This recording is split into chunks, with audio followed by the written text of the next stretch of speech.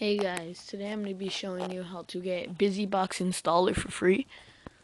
Okay, first things first, you're going to want to go to the market for Optimus Elite. That's what I'm showing you for. It'll work on Virgin Mobile or Sprint, but you must have root access.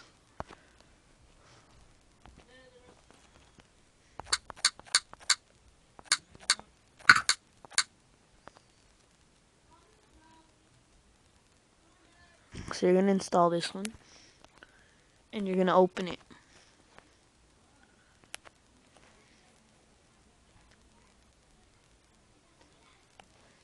If you have Elite, you're going to put 120, and then you're going to install it.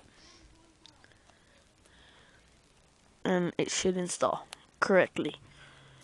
That's about it, guys. I just wanted to show you guys that. Thanks for watching. Subscribe.